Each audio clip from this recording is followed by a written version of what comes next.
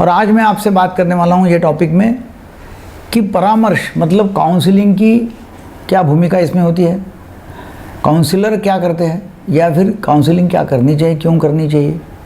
तो परामर्श जो है वो बहुत इसेंशियल है सेक्स थेरेपी में, क्योंकि बहुत सारी बीमारियां जो सेक्स की है वो है साइकोलॉजिकल, और उसमें यदि आप काउंसलिंग करते तो बहुत फ़ायदा हो जाएगा। तो हम देखेंगे परामर्श क्यों, कब।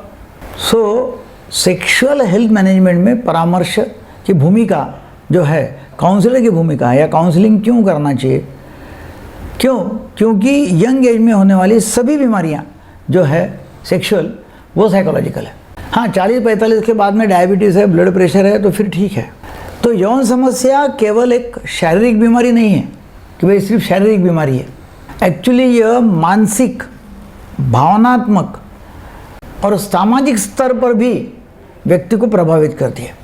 तो इसलिए केवल दवा लिया ये पर्याप्त नहीं है। दवा ले लिया हो गया, बहुत सारे लोगों को दवा लेकर फ़ायदा भी नहीं होता है। तो इसलिए परामर्श की भूमिका बहुत महत्वपूर्ण इसमें होती है, और बातचीत करना, मन की बात बोलना, सब साफ साफ बोलना, क्लियर कट बोलना बहुत ही ज़रूरी है। तो फिर सवाल ये आता है कि यौन परामर्श होता क्या है, क्या है।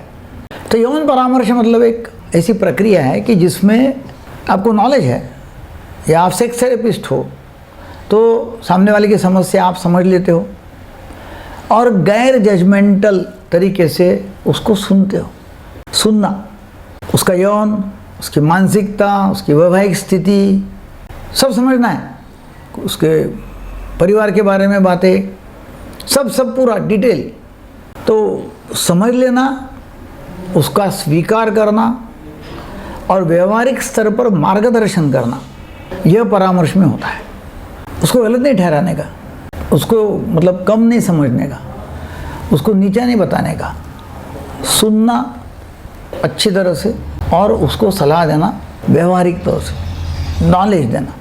तो विश्वास जो है, तो विश्वास जब है तो विश्वास उसको दिलाना, तो या महसूस कराना है कि वो अकेला नहीं है, उसको विश्वास दिलाना है, जानकारी देना है कि यौन समस्या जो है यह एक्चुअली अज्ञान की वजह से भी होती है। तो उसको ज्ञान देना, उसको विकल्प सुझाना, उसको वैवाहिक आपस में संवाद नहीं होता होगा तो उसमें सहायता देना, ये होता है। तो निर्णय लेने में उसको स्वयं को निर्भर बनाने का है, स्वयं उसने निर्णय लेना चाहिए, उसको आत्मनिर्भर बनाना चाहिए, दोषमुक्त वातावरण में उसको थिंकिंग के लिए प्रवृत्त करना चाहिए, ताकि बिना डरे वो सामने वाला व्यक्ति आपके पास में वो बातें बोल सके। क्योंकि ये सब जरूरी है। यदि आप अकेले भी खुद के साथ में खुद परामर्श करते भी ये सही है। ऐसा नहीं कि सेक्स थेरेपिस्ट नहीं करना है, आप भी कर सकते हैं खुद सेक्स थेरेपी में। तो परामर्श जो है, काउंसलिंग जो है, उसकी विशेषताएं क्या है वो हमको देखना होगा। नंबर 1, गोपनीयता। आपकी बात यहीं तक सीमित है। जब कोई आपके साथ में बात करता है ना, यह वाक्य क्लाइंट का आत्मविश्वास बढ़ाता है, आत्मविश्वास निर्माण करता है, क्योंकि सामाजिक टेबू है, अच्छा नहीं लगता लोगों को। फिर नंबर 2, गैर जजमेंटल दृष्टिकोण। तो उसको ये बोलना है कि मैं आपका कोई जज नहीं हूँ, मैं कोई आपको सही गलत नहीं ठहरा रहा हूँ, है ना, जो भी है बराबर है। और ये भाव उसके तरफ पहुँचना जरूरी है कि मैं आपका स्वीकार कर रहा हूँ, आप जैसे है वैसे, कोई प्रॉब्लम नहीं है। फिर नंबर 3, सहानुभूति और समझ, अंडरस्टैंडिंग। आप जो अनुभव कर रहे हैं वो कई लोगों को होता है, वो कई लोग करते हैं, और इसका समाधान है, ऐसा उसको विश्वास दिलाने का। फिर नंबर 4 होता है एक्टिव लिसनिंग। एक्टिव लिसनिंग का मतलब होता है सिर्फ सुनना नहीं बल्कि समझना, और उसको लगना चाहिए कि आपको समझ में आया यदि आप किसके साथ में बात कर रहे हैं तो ये जब आप करते हैं तो डेफिनेटली उसको फ़ायदा होता है। फिर परामर्श के प्रकार जो यौन समस्याओं में उपयोगी है वो मैं आपको बताता हूँ कौन से परामर्श के प्रकार है।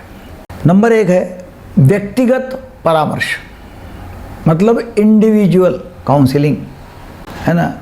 तो उसमें क्या होता है, उसमें आत्मसंदेह, चिंता, पौन की लत जैसी समस्याएं जो है उसके लिए उपयोगी है।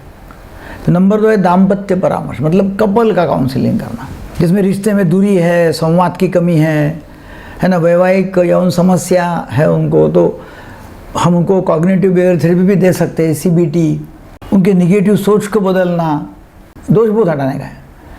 हम उनको REBT भी देते हैं, रैशनल इमोटिव बिहेवियरल थेरेपी भी देते हैं, है ना, कि तर्कहीन विचार जो है उसको पहचानना, और समाधान केंद्रित थेरेपी जो है, मतलब सॉल्यूशन फोकस थेरेपी देना, उसका समाधान होना जरूरी है। समाधान पर ध्यान देना बहुत ही जरूरी है। अब जब आप परामर्श करते हो समझो किसी को, तो क्या है, तो पहले उसका स्वागत करना है, उसके साथ एक विश्वास उसको निर्माण होना चाहिए, उसको बोलना है कि मैं आपका जज नहीं हूँ, आप जो चाहे वो खुलकर बात कर सकते हैं, कॉन्फिडेंशियलिटी है ना आपके पास में, ऐसा मतलब उसको लगना चाहिए कॉन्फिडेंशियलिटी है भाई।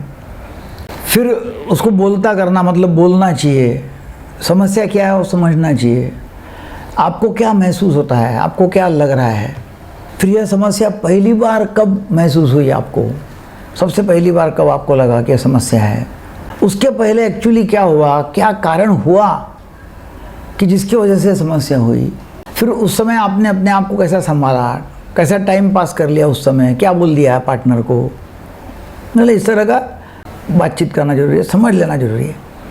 फिर जब काउंसलिंग में चर्चा होती है तो उसको पूछना है सामने वाले को कि भाई इसमें आप क्या उम्मीद करते हो, क्या आपकी इच्छा है, क्या इंटेंशन है, क्या चाहिए, तो नेचुरली बोलेंगे भाई मेरा ठीक होना चाहिए, है ना, सब कुछ। और फिर क्या क्या समाधान के लिए क्या क्या संभव है, तो समाधान के लिए एक संभव ऐसे कि शारीरिक उपाय है, जैसा फिटनेस होना, एक्सरसाइज करना है, संवाद सुधार है, कम्युनिकेशन अच्छा होना चाहिए, जीवन शैली में बदलाव लाना है, तो वो उसको बोलना है कि जीवन शैली में बदलाव लाओ, दारू गांजा तंबाकू सब बंद, एक्सरसाइज करना है, मीठा खाना बंद करना है, बैलेंस डाइट लेना है, तो इसे स्टाइल उसकी बदलना है पूरी। और फिर उसको होमवर्क देना है। होमवर्क क्या है कि भाई आप आपके पार्टनर के साथ में 5 मिनट की बात करो और खुल के बात करो सेक्स के बारे में बिना झिझक, और नहीं बात कर सकते हो तो उसको लेटर लिखो, उसको व्हाट्सएप करो, फ़ोन पे बात करो, जो भी है, मगर कम्युनिकेशन करो। कभी भी परामर्श जब देते हैं तो किसी को राय देना नहीं है, उपदेश देना नहीं है, ऐसा करके देखो वैसा कर, ऐसा कोई नॉलेज दे सकते हैं, और बार बार सलाह देने से बचना है। हाँ, संवाद समझ वो दे सकते हैं। यदि आपको ऐसा लग रहा है कि नहीं नहीं यहाँ बहुत ज़्यादा कॉम्प्लिकेटेड हो रहा है, तो फिर डेफिनेटली प्रोफेशनल हेल्प लेना, सेकंड ओपिनियन लेना वो ज़रूरी है। क्या होता है कि कभी कभी लोग बहुत धीरे धीरे चलते हैं, मतलब उनको समझ कम रहती है, तो धीरे धीरे टाइम आगे बढ़ाना पड़ता है, धीरे धीरे काउंसलिंग करना पड़ता है, तो वो करना ज़रूरी है।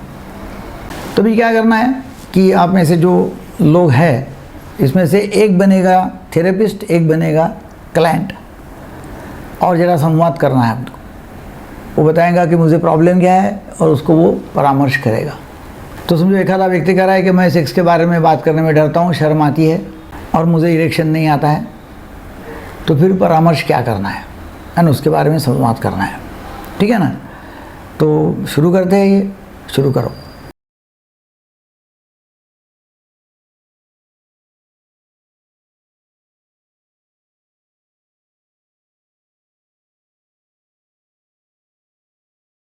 तो आखिरी में परामर्श जो है वो केवल सलाह देना नहीं है, मगर समझना और मार्गदर्शन करने की एक कला है, अंडरस्टैंडिंग देने की कला है, अंडरस्टैंड करने की कला है, लिसनिंग करने की कला है।